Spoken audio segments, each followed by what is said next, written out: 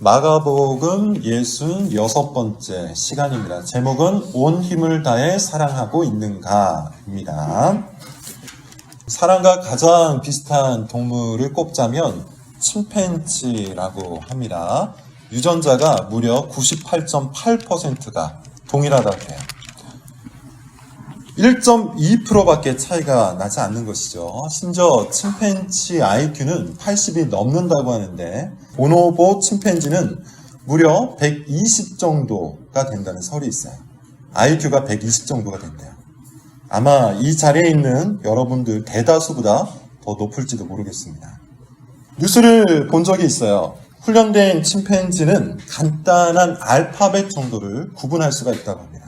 그래서 그 뉴스에 나온 침팬지는 안경을 쓰고 커피를 마시고 신문을 읽더라고요. 물론 실제로 신문을 읽는 것은 아닐 겁니다. 흉내를 내는 거죠. 그래도 하는 행동을 보면 거의 사람이에요. 그런데 어떻습니까? 거의 사람이기는 하지만 침팬지는 사람이 아니죠. 침팬지는 그저 침팬지일 뿐이에요. 유전자가 98.8%가 같고 IQ가 여러분보다 높아도 침팬지는 그냥 침팬지예요. 반면에 사람은 어떻습니까? IQ가 80 미만인 사람들도 종종 있죠. 이 자리에도 있을 수 있어요. 조사는 하지 않겠습니다. 종종 인간 같지 않은 그런 짓을 하는 사람도 있습니다. 그래서 개보다 못하다 뭐 이런 말을 우리가 듣기도 하죠.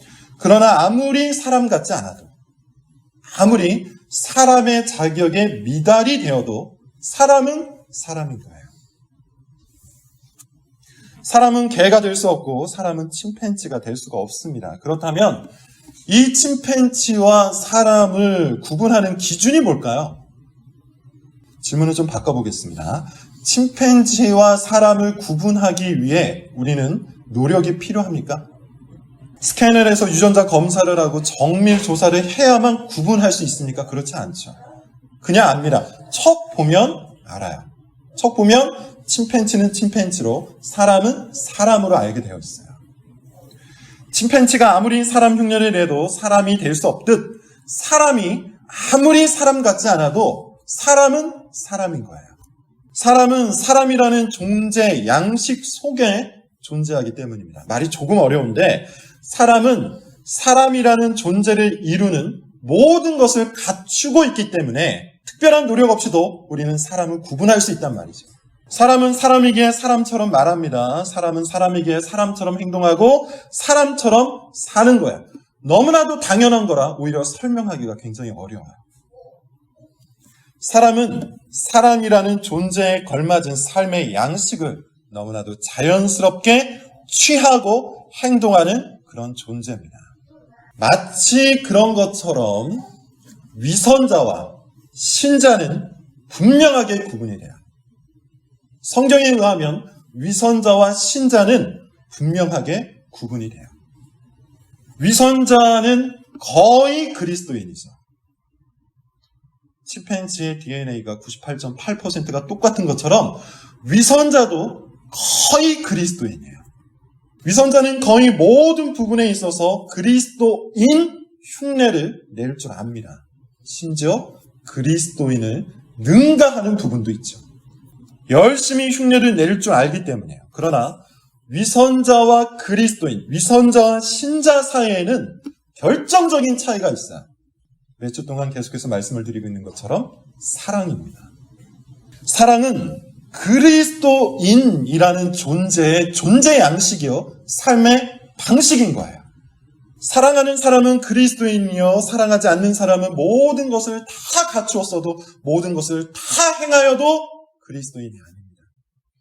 극단적인 표현 같습니까? 우리 성경을 한 구절 찾아볼게요. 고린도전서 13장 1절부터 3절입니다.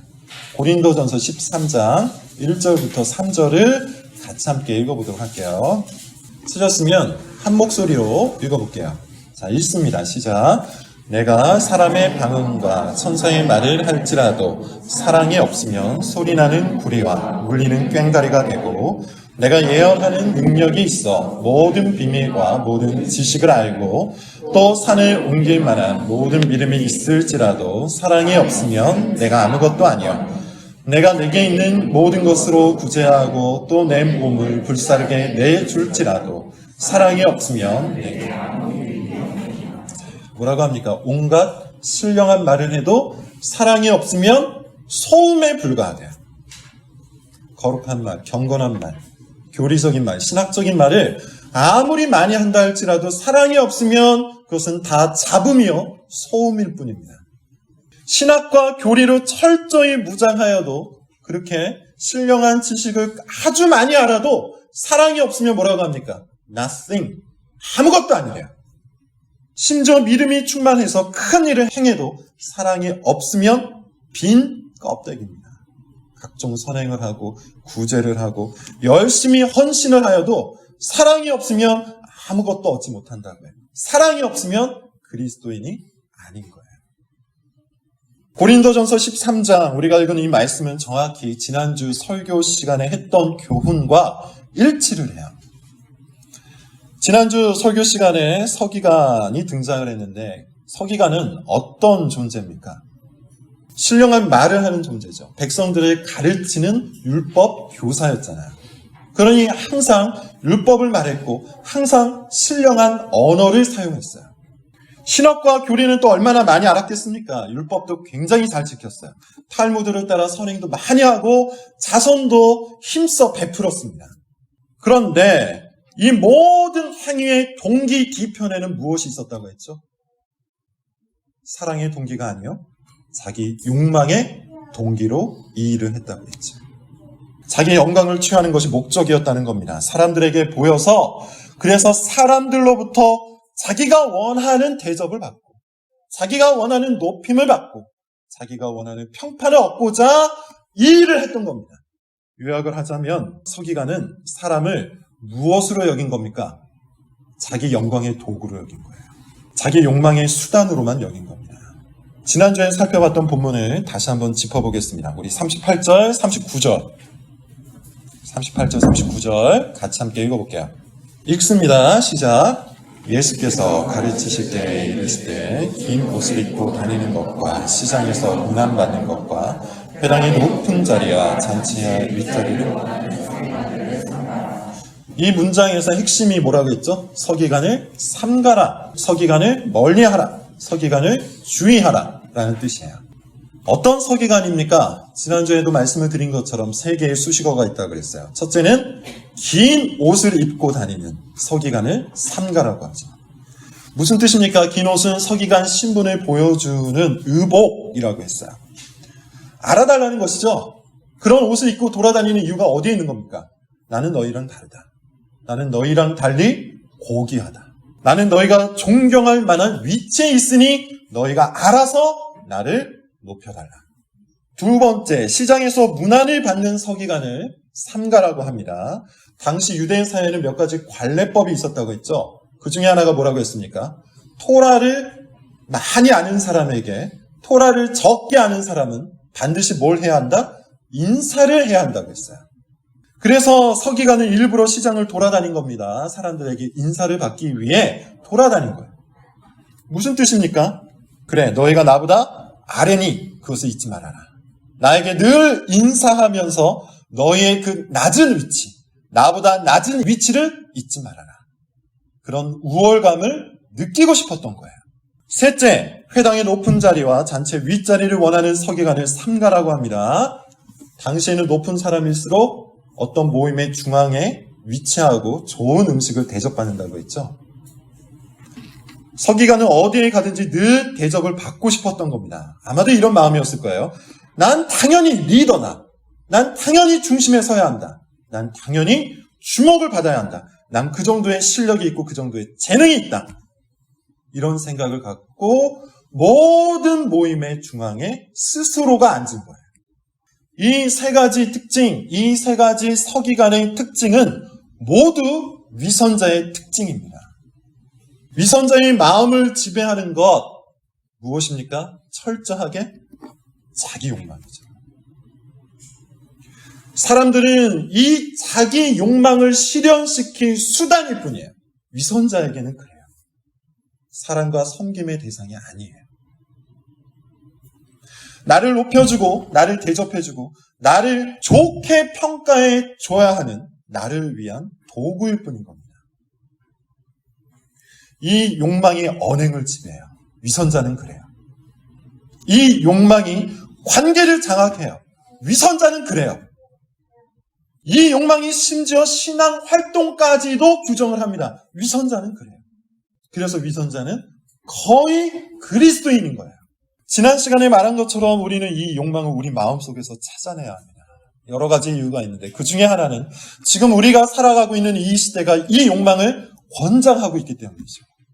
모든 것은 다 나를 위한 도구라고 말을 해줘요. 심지어 그렇게 하는 것이 맞다고 권해줍니다. 내가 대접을 받고 내가 높임을 받고 내가 인정을 받는 것은 당연한 것이고 그것을 목적으로 살아가는 것이 맞는 것이다. 이것이 시대 사상이에요. 심지어 자선단체가 홍보하는 문구를 여러분 한번 생각을 해보세요. 우리가 남을 돕게 되면 그것이 우리를 행복하게 하기 때문에 우리는 남을 도와야 한다. 이런 논리를 가지고서 남을 도우라고 하죠. 이 논리에 따르면 가난한 사람마저도 나의 행복을 위한 도구가 될 뿐이에요. 오해하지 않도록 한마디만 덧붙이겠습니다. 일반적인 자선단체가 이렇게 홍보하는 것은 사실 문제는 없어요. 불신자는 기본적으로 다 위선자이기 때문이에요. 모든 불신자는 자기 욕망의 지배를 받고 그것을 당연하게 여깁니다. 그렇기에 그들에게 동기부여를 주기 위하여 이와 같이 홍보하는 것은 잘못된 것이 아니겠죠. 오히려 전략적인 겁니다. 제가 말하는 것은 이런 문구가 들어가 있는 시대 사상을 그리스도인답게 읽자는 거예요. 그리스도인은 자기의 행복을 위해서 남을 돕지 않습니다. 그리스도인은 사랑의 채무를 갚기 위해 남을 돕는 거예요. 이것이 성경이 가르치는 거예요. 하나님께로 받은 사랑이 참으로 크고 많기에 내가 도저히 보답할 수 없을 만큼 크고 놀라운 사랑을 받았기에 도저히 갚을 수 없는 사랑의 빚을 졌기에 남을 돕는 거예요. 자, 그런데 위선자는 어떠합니까? 위선자는 그리스도인처럼 흉내를 낼 수 있어요. 모든 걸 다 할 수 있어요. 남을 도울 수 있어요. 경건히 활동할 수도 있어요. 그런데 그 마음속 동기가 뭡니까? 사랑이 아니에요. 그 마음속 동기는 딱 하나, 자기 자신을 위한 욕구일 뿐이에요. 40절을 같이 한번 읽어볼게요. 오늘 본문 40절입니다. 시작. 그들은 과부의 가산을 삼키며 외식으로 길게 기도하는 자니 그 받는 판결이 서기관의 경건 활동의 특징이 하나 나오죠. 길게 기도한다고 해요. 그런데 외식으로 길게 기도한다고 합니다. 외식이라는 표현이 뭐죠? 보여주고자 하는 거예요. 과시하기 위해서 길게 기도하는 거예요. 기도는 그때나 지금이나 가장 경건한 행위입니다. 오늘날에도 길게 기도하는 사람을 우리는 신령한 사람이라고 여기는 경향이 있어요. 그래서 어떤 분들은 자기 명함에 40일 금식 기도 2회 이런 걸 써서 나눠주기도 하죠. 실제로 하나님과 친밀한 사람은 하나님을 더욱 의지하기 때문에 길게 기도할 수 있습니다. 그러나 보여주기용으로 길게 기도하는 사람도 많아요. 예전에 제가 사역했던 교회에 새벽 기도 시간마다 아주 길게 기도하시는 2명의 권사님이 계셨어요. 보통 5시 30분에 새벽 기도를 시작을 하면 일반적으로 6시 30분 정도면 다 돌아가십니다. 아침도 준비해야 되고 또 직장 준비도 해야 하기 때문에 6시 반 정도면 끝나요. 제가 새벽 기도를 담당할 때는 문을 열어주고 닫아야 하기 때문에 제일 먼저 왔다가 가장 나중에 돌아가곤 합니다.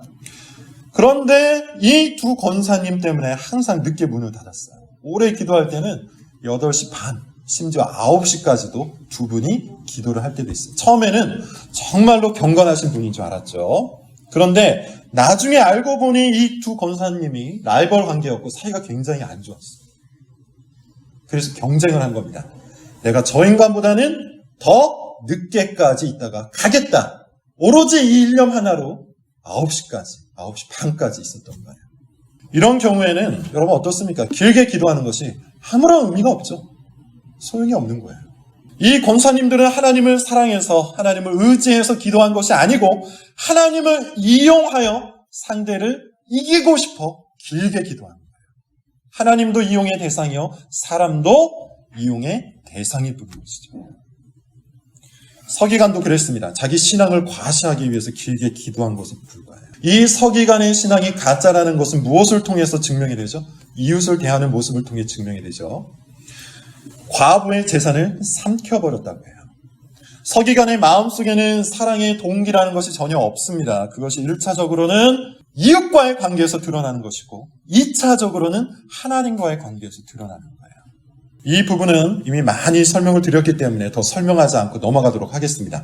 하나님 사랑과 이웃 사랑은 그런 의미에서 아주 긴밀히 연결되어 있어요. 자, 반면에 오늘 본문에 등장하는 가난한 과부가 있어요. 이 가난한 과부의 마음을 본문을 통해서 좀 들여다보도록 하죠. 41절, 42절을 먼저 읽어보겠습니다. 41절, 42절 같이 읽습니다. 시작. 예수께서 헌금함을 대하여 앉으사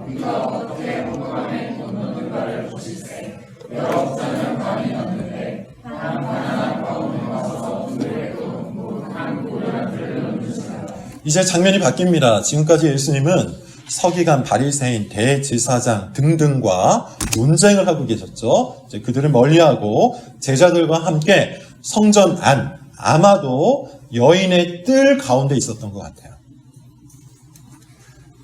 헌금함 쪽에 앉으셨다고 합니다. 미시나에 의하면 당시 예루살렘 성전에는 13개의 헌금함이 있었다고 해요. 이 헌금함은 나팔 모양이었고 금속 재질이었어요. 당시 통용되던 돈은 화폐가 아닙니다. 그래서 동전이었기 때문에 이 금속 재질의 헌금함에 동전을 넣으면 소리가 났겠죠. 헌금을 하는 즉시 챙그랑 하는 소리가 들려왔습니다. 그래서 부자들은 일부러 그 소리를 즐겼다는 문헌이 있어요. 동전 소리가 많이 나면 사람들이 쳐다봤기 때문에 그 시선을 즐긴 거예요. 그래서 일부러 많은 동전을 챙그랑 하고 넣은 것이죠. 그 장면을 예수님이 보고 있었습니다. 이때 가난한 과부 한 명이 찾아와요. 2렙돈, 곧 한 고드란트를 넣었다고 해요. 고드란트는 라틴어인데요. 가장 작은 단위의 동전이라고 그래요. 학자들에 의하면 간신히 허기를 채울 수 있는 그런 음식 정도를 살 수 있는 수준의 돈이라고 합니다. 오늘날로 하면 김밥 한 줄 정도 살 수 있는 2,000원, 3,000원 정도 되지 않을까 그렇게 추정을 해볼 수 있어요. 이 모든 것을 살피시던 예수님께서 제자들을 불러 모으세요. 43절, 44절입니다. 같이 한번 읽어볼게요. 자, 시작. 예수께서 제자들을 불러다가 이르시되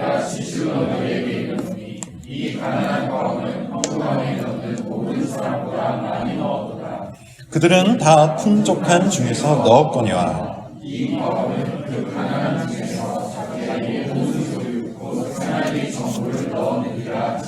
자, 이 본문은 일종의 제자 교육입니다. 제자 양육과 관련되어 있는데 예수님께서 제자들을 데리고 헌금함 앞에 앉으시고 이 모든 사건을 다 보여주셨어요.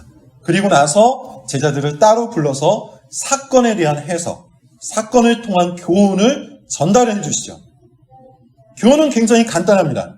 가난한 과부가 그 어떤 사람들보다도 힘이 큰 부자보다도 더 많은 것을 넣었다고 해요. 왜 그렇습니까? 자기의 모든 소유를 넣었기 때문이에요. 자, 이제부터 중요합니다, 여러분. 오늘 본문에 나오는 이 두 가지 사건은 모두 가장 큰 계명이 무엇인지를 보여주기 위한 본보기예요. 가장 큰 계명을 설명하기 위한 사례라는 말이에요. 앞에 등장한 서기관의 위선은 부정적인 본보기입니다. 그리고 뒤에 등장하는 가난한 과부의 사례는 긍정적인 본보기예요. 가장 큰 계명, 서기관이 질문했던 가장 큰 계명, 예수님이 뭐라고 답변하셨죠? 사랑이에요. 하나님을 사랑하고 이웃을 사랑하는 겁니다.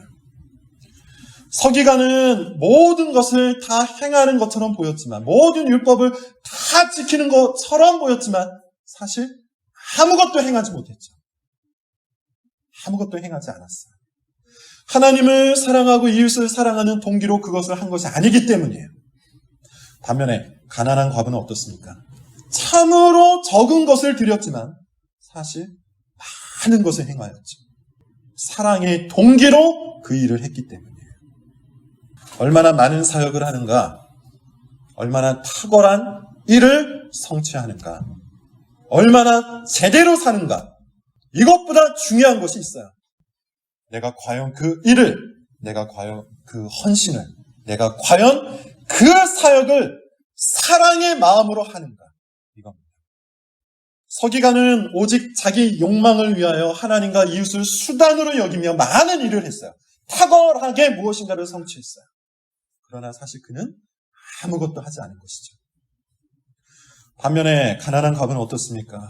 오직 하나님의 영광을 위해 하나님을 사랑하는 마음을 담아서 하나님 앞에 자기의 모든 것을 드렸어요.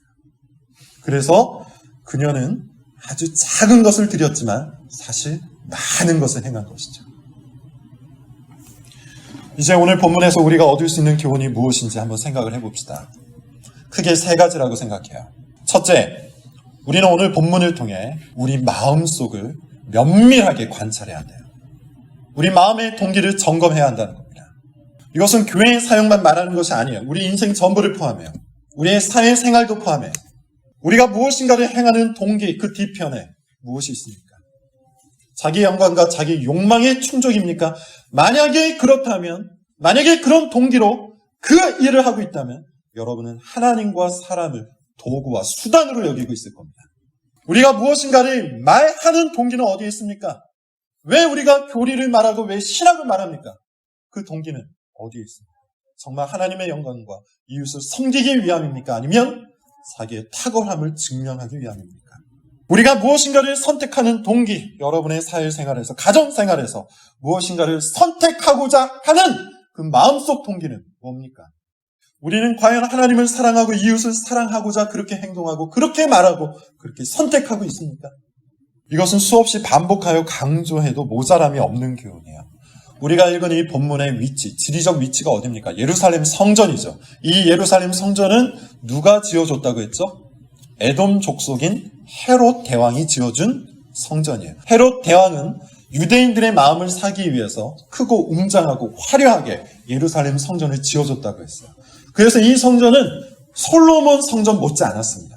심지어 솔로몬 성전을 압도할 정도의 건축물이었어요. 그런데 성전은 크고 화려했지만 그 안에는 뭐가 있었죠? 사람들의 탐욕만 있었잖아요. 하나님이 있어야 할 자리에 사람들의 탐욕만 가득했습니다. 하나님이 높임 받아야 할 그 자리에 사람들이 그 자리를 차지하고 있었습니다. 겉은 그럴듯하나 속은 완전히 썩어 있었단 말이에요. 이게 뭡니까? 이게 위선이에요. 위선은 열매를 맺을 수 없어요. 위선은 생명을 일으킬 수 없어요. 위선은 항상 심판을 받게 되어 있어요. 그러므로 우리는 우리 마음속 동기를 점검해야 돼요. 우리의 겉은 무성할 수 있습니다. 나름의 처세와 약간의 운으로 사회적인 성공도 거둘 수 있습니다.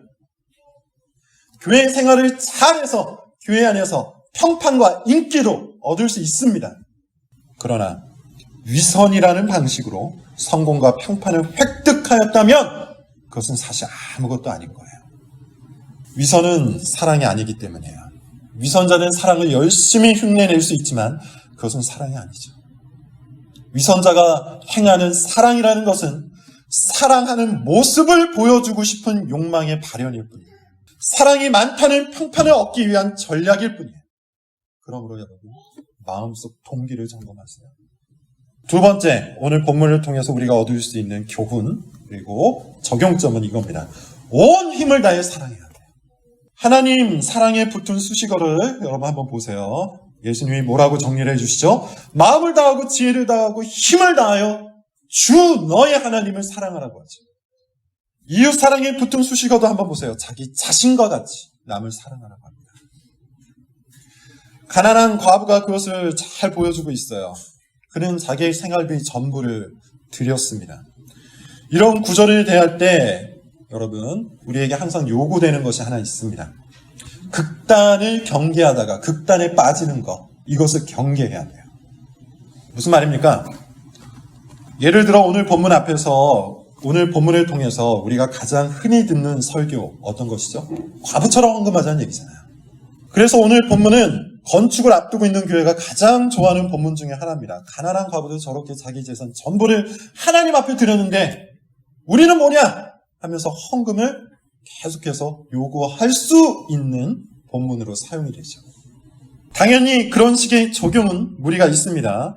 그런데 이와 같은 엉터리 적용에 대한 반발로 또 다른 극단적 설교가 나오기도 해요.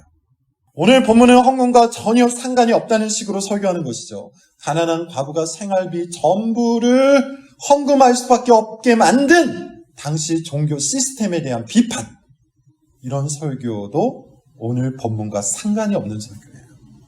둘 다 잘못됐단 말입니다. 생활비 전부를 털어놓듯 우리도 그렇게 헌금 생활을 해야 한다. 이것도 잘못된 적용이요. 그런 헌금 생활을 강요하는 종교 시스템이 잘못되었다는 비판도 잘못된 설교예요. 오늘 본문이 보여주고 있는 그대로 굉장히 단순하고 명쾌한 교훈을 전해줘요. 이겁니다. 하나님을 마음과 힘과 정성을 다해 사랑하자는 거예요. 우리가 지금까지 계속 추적해왔듯 사랑한다는 말 속에는 반드시 어떤 단어가 들어가 있습니까? 희생이라는 단어가 들어가 있어요. 희생이라는 말은 무슨 뜻입니까? 내어준다는 거예요. 내 것을 내어준다는 뜻이에요. 내 돈을 내어주는 겁니다. 내 시간을 내어주는 겁니다. 내 자신을 내어주는 거예요. 그것이 사랑이에요. 사랑하는 사람에게 자신이 어떻게 대하는지를 여러분 한번 떠올려 보세요. 내가 사랑했던 사람들, 지금 사랑하는 사람들을 내가 어떤 마음으로 대하고 있는지를 한번 떠올려 보세요. 만약 자기를 내어주는 그 사랑이 무엇인지를 모른다면 그는 아직까지 사랑이 뭔지 모르는 사람이에요. 이 원리는 고스란히 하나님께도 적용이 되는 겁니다. 하나님을 사랑하면 당연히 하나님께 나 자신을 내어주는 거예요. 내 돈을 내어주는 겁니다. 그것이 헌금이죠. 내 시간을 내어주는 겁니다. 그것이 봉사여 섬김입니다. 나 자신을 드리는 겁니다. 그것이 헌신이에요.